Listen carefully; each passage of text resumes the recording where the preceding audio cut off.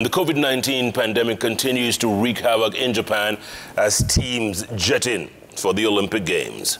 That's right. And these strict COVID-19 protocols have disrupted a lot of plans in Tokyo, not to mention also the quarantine that is quite long and arduous. And Michael Kinney is standing by in Tokyo. It is almost 4 a.m.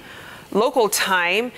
Mike, you mentioned that you're now in what is called soft quarantine. What is that exactly, and how long is the entire period? Well, Vicky, thank you very much. I can get you loud and clear in Japan. Soft quarantine means you're allowed certain things. Hard quarantine is 3 days. Normally they tell you you have to quarantine for 14 days. Actually, I'm in my room. I can show you. I stayed for the longest time. I mean, this was my home for 3 days without leaving, staying in here, doing your own things, and just talking to yourself, mostly at times. But to just get you into perspective, what I'm talking about in terms of quarantine and the process, I prepared this package to just show you what I went through in the last 3 days and getting into the soft quarantine. Take a look.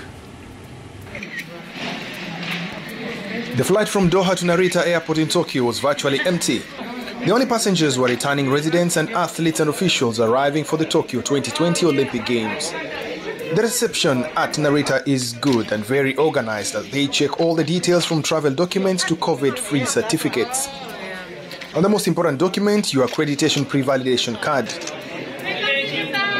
From that point, you are escorted to the testing center. You wait for your results before you exit the airport. At this point, an app called OCHA comes into play. It contains what is called your activity plan, detailing what you will be doing in Japan for the first 14 days. This is approved by the government of Japan. Without that approval, you're sent to mandatory 14 days quarantine. In what is known as the playbook document, which are rules to abide with at the Olympics, it is mandatory 3 days quarantine for broadcasters like me. So I went into quarantine starting from the 11th of July. No contact with anyone and no leaving your room for those 3 days.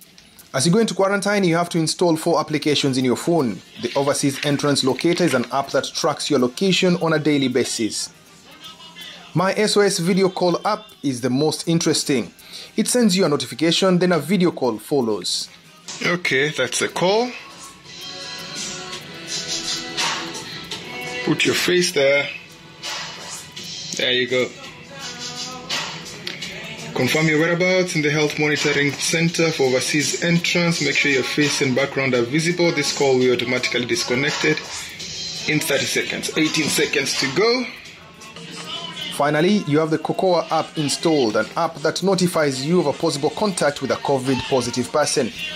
All apps are used every day to confirm your location on Google Maps as well as record video calls. During the 3 days quarantine, first order of business was sample collection for COVID testing. So to keep busy, I had to look for activities within my room. I've now become an expert barber, cutting my own hair. But this took just a few minutes, though it was a good way of passing time. On a daily basis, my good companion is an app that helps me exercise. Though my hard quarantine period is over, I still have a good 7 days of what they call soft quarantine. This means I can only go to approved places that must be filled in the activity plan. And to show how serious they are, the hotels have registration desks at the entrance. You're allowed 15 minutes out every day and you register your time in and time out. The Olympic Games starts in 7 days' time. Michael Kinney for Citizen TV in Tokyo, Japan. I can't help but think back to 2-3 weeks ago when you were at the WRC in Naivasha, the welcoming locals, the mood, the atmosphere. Over there in Tokyo, it's almost like there's a resentment of foreigners. They don't want you people there. Am I correct here?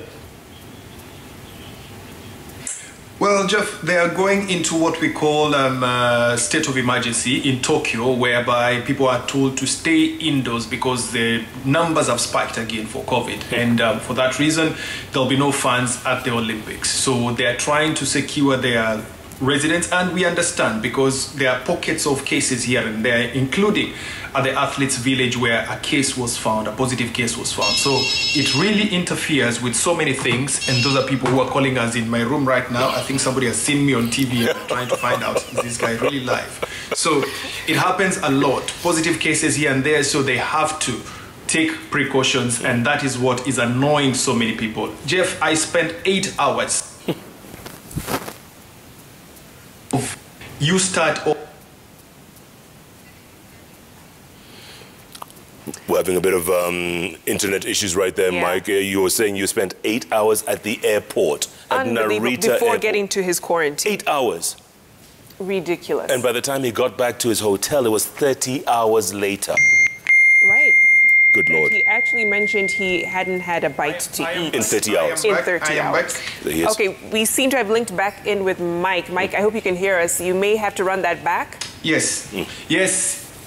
Yes, I am back with you guys, and issues to do with the internet a little bit, but I spent, you're right, Vicky, it was 30 hours before I could get any food. This is what happens. You're taken through 8 hours of this document. Are you seeing all this paperwork? This is paperwork. One document, this one, is how many pages? 27 pages. All right, you have to go through 27 pages of that. Then you've got to go through this other document, which has verifications of 4 people. Then there's the other document that they call the written pledge. It's another document of 4 pages. So by the time you go through those ones, then you go into testing, then you wait for like an hour and a half for your results. Then you're cleared to go to your hotel. Now, you go to your hotel, and my hotel, for example, they did not have what we call the proper protocols of COVID. So that means a lot of information was still scanty. I got into my room, you're told no contact with anyone, stay in your room. I call for room service, they tell you this hotel we don't allow room service. So by the time the Embassy of Kenya and the National Olympic Committee of Kenya came to my rescue, it was 30 hours. No food, no water, 30 good hours. But we survived. But it's for a good cause. We think that it's one of the stringent measures to ensure that we have a safe and clean environment, disease-free for the Olympics. And soft quarantine, like you asked Vicky before, what does it mean? It means you have to give your plans every day. Every day you say, tomorrow I want to go to this place, and this place. Then it goes to the government through one of those apps. It goes to the government, and the government says, okay, fine, you can do that. So it's approval every day. You have to check your apps every day in the morning to see if you've got approval or not. If you don't have approval, stay in your room. If you got approval, then you move out. Then after the 7 days, which mine expire on the 22nd, a day before the Olympics start, you are able to move freely now. You'll be free of the apps, you'll be free of everything else. You can move to the shopping malls and every other place. So 14 days is mandatory. You're going to quarantine, 3 days, which is hard quarantine. Then the rest of the 11 days is what they call soft quarantine. But still, you're being monitored. Okay.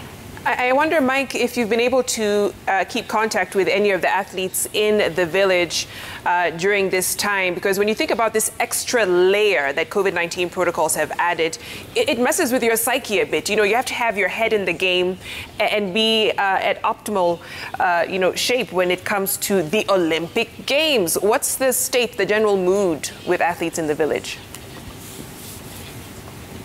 We are lucky that no athletes have, the first batch of athletes are actually getting into the village now as we speak. That is the beach volleyball athletes and the taekwondo athlete. They are getting into the village now. The rest of the athletes are in Kurume city, which is 2 hours away from Tokyo, and that's where they've been doing their pre-test. So by the time they get to Kurume, to Tokyo, we'll be able to find out how the village is and how the conditions are. But we have half of the rugby women team that is not with the rest in Kurume, and then sort of a soft quarantine because one of the passengers in their flight tested positive for COVID. So it means that they are on soft quarantine, even them. So my story that is coming up in sports is all about what they've been going through, the rugby players plus their coaches, because it disrupts everything else, Vicky. Right. Mike, are you at least able to get room service? Jeff, I am on soft quarantine. It means I can leave my room. It means I can go places. It means if my activity plan is approved, then I'm able to move. Like tomorrow, I've got my activity plan says I need to go to the village to see the volleyball women team that is coming from Kurume and checking into the village. If it's approved, then I'm able to go. If it's not approved, then I stay put. But it doesn't mean that I stay indoors. I can actually go to the restaurant. I can take a 15-minute walk outside the hotel and get back. So good man. 7 more days, actually 6 days now, then I'll be able to move. Great. We know that you're working, Mike, but try to get some play in as well while you're in Tokyo. Absolutely. Our very own Mike Okinyi live in Tokyo, Japan. 6 days to the opening of the Olympic Games. Enjoy, Mike. Be safe. Stay safe.